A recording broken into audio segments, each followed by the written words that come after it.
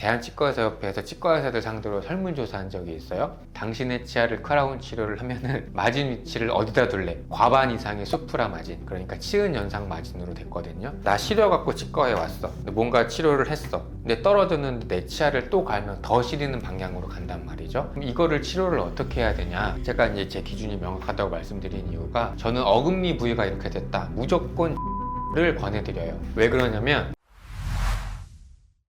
오늘은 치과 충치치료 혹은 보철치료에 대해서 설명을 드릴 건데, 어떤 치과에 갔더니 뭐 어디는 GI 보험되는 재료 하라고 그러고, 어딜 가면 레진으로 하라고 그러고, 인네이, 온네이, 뭐 지르코니아, PFM 여러 말씀들 많이 들으셨을 텐데, 제일 좋은 건 금이거든요. 근데 이제 그거 말고 다른 것들에 대해서 조금 더 자세하게 설명드리도록 하겠습니다.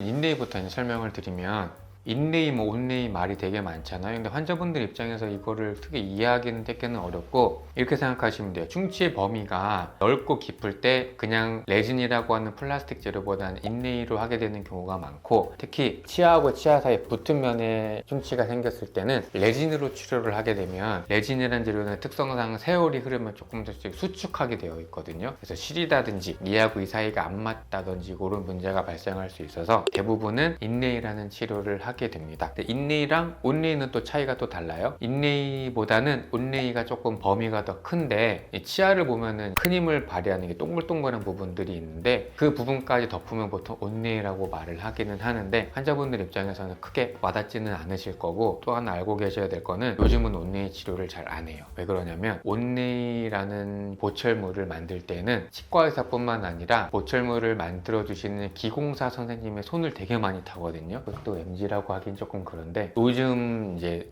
세대로 올수록 어려운 보철물을 다룰 수 있는 기공사 선생님들 수가 현격하게 줄어서, 저희가 기공소에 의뢰를 해도 못한다고들 말씀들을 하세요. 온네이 치료는 거의 안 하고, 대부분은 온네이 할 정도면 이렇게 덮어 씌우는 크라운 치료를 하게 된다고 생각하시면 됩니다. 인네이라고 하면은 보통은, 예전에는 이제 다 이렇게 금으로 많이 했는데, 금이 좋기는 한데 이제 비싸니까 이제 이렇게 레진이라는 재료가 들어간 인네이가 있고, 또 이제 레진은 조금 잘 깨지는 성질이 있어서 레진에 지르코니아라고 하는 또 도자기 재료를 섞은 인네이 치료를 상당히 많이 하고 있거든요. 그래서 인네이는 크게 금으로 치료하는 거랑 뭐 레진 혹은 도자기 재료가 섞인 인네이 두 종류가 있다 알고 계시면 되고, 인네이를 언제 하냐, 이렇게 범위가 넓으면서 치아 사이에 있는 데까지 충치 치료를 해야 되는 경우에는 이렇게 인네이를 해야 결과가 좋다, 그렇게 알고 계시면 좋을 것 같아요. 요새 제일 많이 하는 크라운 치료는 사실 요 지르코니아라고 하는 도자기 재료인데, 지르코니아는 이제 장점은, 첫 번째는 치아 색깔이 나기 때문에 이렇게 이제 반짝반짝한 금 좋아하시는 분들 있기도 있거든요. 그런데 이게 이제 보이는 게 싫어하시는 분들이 굉장히 많아서, 이제 요새는 이렇게 치아 색깔 나는 지르코니아라고 하는 크라운을 제일 많이 합니다. 장점은 그거예요. 강도도 어느 정도 있으면서 치아 색깔이 나니까 이제 환자분들 입장에서는 거부감이 조금 적으신 거고, 전통적인 재료는 PFM이라고 하는 크라운이 있어요. P는 포셀린, F는 퓨즈드, 그다음에 M은 메탈이거든요.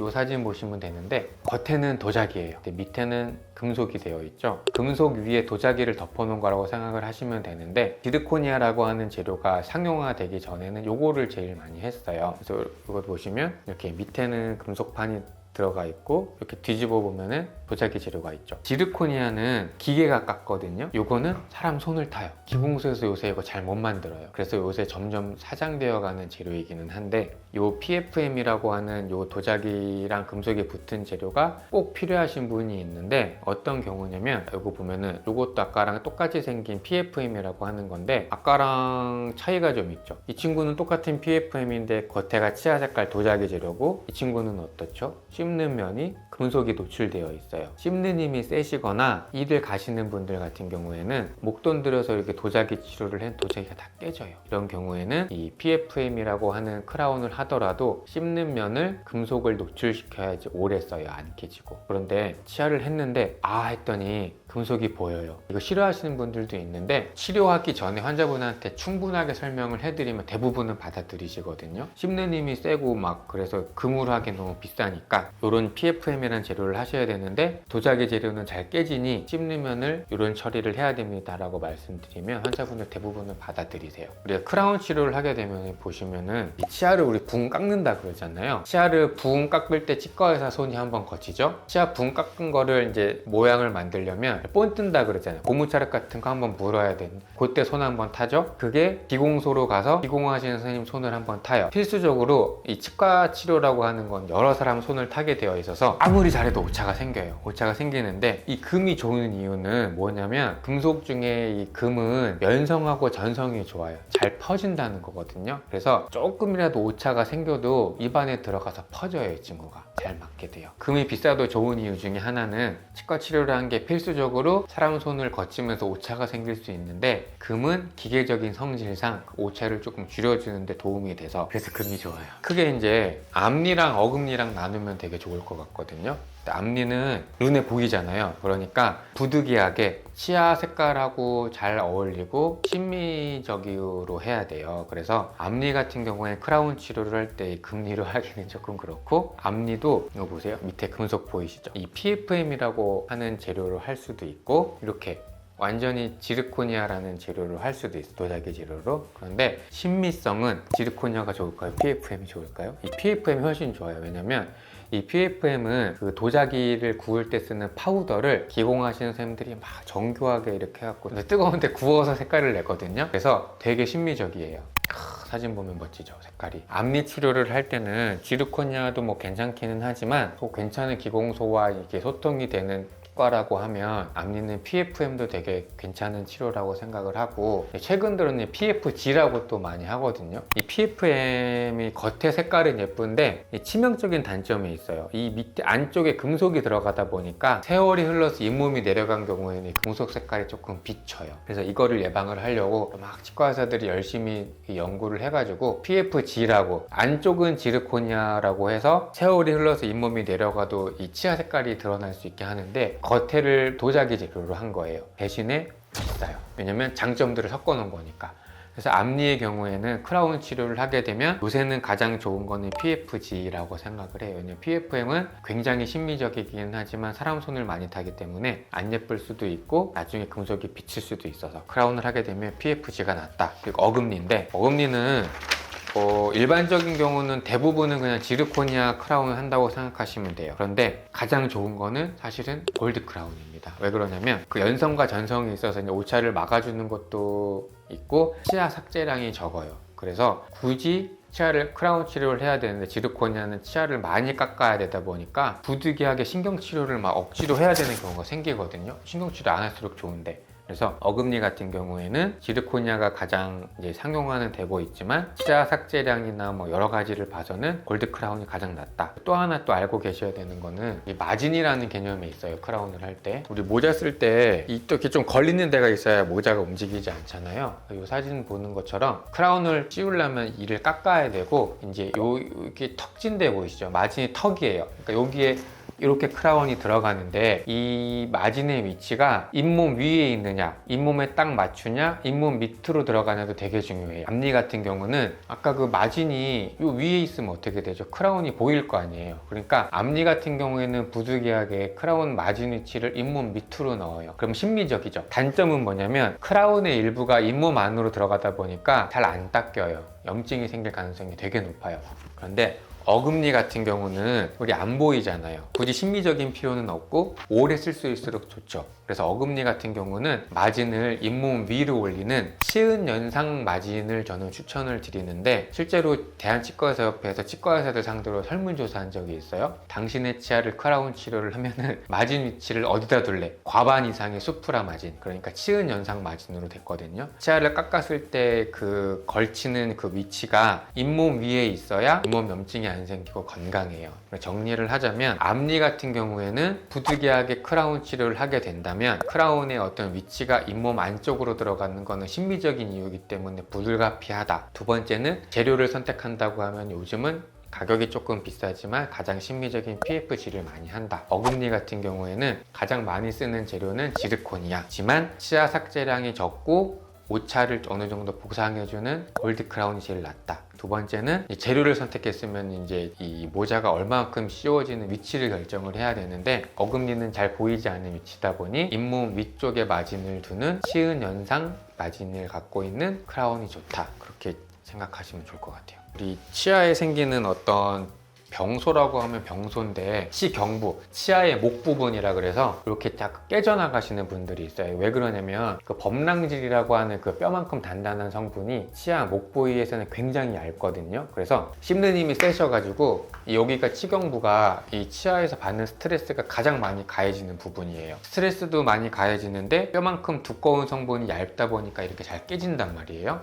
그럼 이거를 치료를 어떻게 해야 되냐? 제가 이제 제 기준이 명확하다고 말씀드린 이유가, 저는 어금니 부위가 이렇게 됐다, 무조건 GI 치료를 권해드려요. 왜 그러냐면 스트레스가 많이 가해지고 잘 깨지는 데는 GI도 그렇고 레진도 그렇고 해놓고 나면 시간이 되면 또 깨져 나온단 말이에요. 아무리 치료를 잘 해도. 그럼 우리는 다음 재치료까지 생각을 하고 치료를 해야 되는데, 이 GI라는 재료, 이제 장점이 뭐냐면 내 치아를 깎지 않아도 되고 성분이 치아에 들어있는 칼슘 성분에 화학적으로 결합을 해요. 그래서 세월이 흘러서 이게 또 떨어지면 내 치아 안 갈아도 돼요. 그냥 그 자리에 GI 또 하면 되거든요. 이렇게 되면 대부분 시리단 말이에요. 나 시려갖고 치과에 왔어. 근데 뭔가 치료를 했어. 근데 떨어졌는데 내 치아를 또 갈면 더 시리는 방향으로 간단 말이죠. 그래서 어금니 같은 경우에는 저는 무조건 GI를 추천을 드리고 가격도 저렴해요. 그래서 이걸로 하시면 좋을 것 같은데, 이거 어금니에 생긴 치경부 마모증을 레진으로 치료를 한 거예요. 색깔이 어때요? 정말 예뻐요. 레진이라고 하는 재료의 가장 큰 장점은 내 치아 색깔이랑 유사한 색깔을 선택해서 예쁘게 할 수 있는 장점이 있는데, 레진의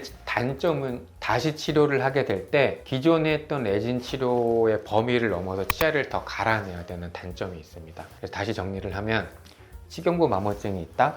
어금니 부위는 무조건 GI를 하시는 걸 추천을 드리고, 유일한 단점은 색깔이 내 치아랑 좀 어울리지가 않죠. 이 물에 젖은 휴지 색깔이 나요. 그래서 조금 비심미적인 단점이 있긴 한데, 저 같은 경우만 해도 대부분 저렇게 GI로 치료를 해드리는데, 앞니 여기 치경부에 뭔가 문제가 생겼다, 보이면 안 되잖아요. 환자분한테 어쩔 수 없이 저는 레진으로 치료를 해야 된다고 말씀을 드려요. 말씀드렸지만 이 레진, 이거 예전에 레진 치료 하셨던 때가 또 이렇게 변색이 된 거거든요. 레진의 단점은 확고해요. 시간이 지나면 세월이 흘러서 수축해서 시리거나 변색이 돼요. 그러면 기존에 치료했던 범위보다 더 치아를 갈게 되는 치명적인 단점이 있습니다. 치경부 마모증, 치경부 파절, 여러 가지 우식 여러 가지 있을 수 있는데, 앞니는 단점이 있지만 레진 치료를 해야 되는 이유가 눈에 보이기 때문이고, 어금니부터는 눈에 보이지 않으니까 최대한 수리하기가 용이하고 내 치아를 갈지 않아도 되는 GI 치료를 추천드립니다. 이제 보철 치료하고 나서 관리는 이제 보철 치료를 안 했을 때랑 동일하거든요. 그럼 제가 환자분들한테 어떻게 설명을 드리냐면, 항상 크라운 치료는 전 항상 모자라고 이 비유를 들어서 설명을 드리는데, 우리 모자 안 썼을 때는 머리 감기가 되게 쉬운데, 모자를 쓴 상태에서 머리를 감으려고 상상을 한번 해보시면 어떻게 돼요? 이렇게 감아야 되잖아요. 머리를 잘 못 감아요. 즉 양치질이 힘들다는 거거든요. 그래서 더더욱 마진, 그러니까 크라운을 씌우는 위치도 잇몸 위로 올라갈수록 세정이 좋고, 그런 게 다 이유가 있어요. 그래서 혹시 크라운 치료를 하시게 되었다고 하면은 보통이랑 똑같이 양치질 하시면 되는데, 치실치간 칫솔은 무조건 하셔야 됩니다. 무조건. 왜냐면 크라운 치료하게 되면 신경치료가 동반되는 경우가 많은데 느낌이 없어요. 치아에 아파도 탈난지를 모르기 때문에, 크라운 치료를 만약에 하게 되셨다고 하면 양치질 더 열심히 하시고 치실치간 칫솔은 더욱더 필수가 됩니다. S 스파이럴 오브 투스라는 그 사진인데, 처음에는 레진 치료를 했다가 그 다음은 인레이를 하게 됐다가 그 다음은 크라운을 하게 됐다가 빼고 임플란트 했다가 지금 다 그 내용이거든요. 그러니까 조그만 충치부터 시작을 해서 관리가 잘 안 되면 레진 치료했다가는 다음 치료로 넘어갈 때는 범위가 넓어지는 인레이 치료를 하게 돼요. 인레이 치료를 하고 또 썩었다 그러면 치아에서 큰 힘을 발휘하게 되는 이 교두라고 하는 볼록볼록 튀어나온 부분까지 치아가 깎이게 되기 때문에 다음은 크라운으로 넘어가요. 근데 크라운 치료를 했는데 또 뭔가 관리가 안 되고 치아가 부러졌다, 그럼 임플란트예요. 결국 치아의 운명은 점점 깎아서 없어지고 뽑게 되게 되거든요. 그러니까 관리를 정말 잘 하셔가지고, 관리하는 것도 중요하지만 양치질을 잘 하셔갖고 치료 시기를 미룰 수 있으면 좋고, 치료를 하게 되면 그 단계에서 오래 머물 수 있게 양치질, 치간 칫솔 계속 열심히 하시는 거를 추천드립니다. 그래서 충치 치료 혹은 그 보철 치료를 이제 해야 될 때 되게 마음이 이제 선택하는 것 때문에 복잡하셨을 수도 있을 텐데, 뭐 제가 올려드린 영상도 그렇고 다른 뭐 영상 블로그 많이 참고하셔갖고 많은 정보를 일단 얻으시고요. 대신에 본인만의 확고한 기준을 세우시던지 아니면 확고한 기준이 있는 치과에 가서 치료를 받으시는 게 좋겠어요. 예를 들어 나는 내 치아를 삭제하는 게 너무 싫다, 그러면 치아 삭제를 최소로 하는 치료 방법을 선택하시면 되거든요.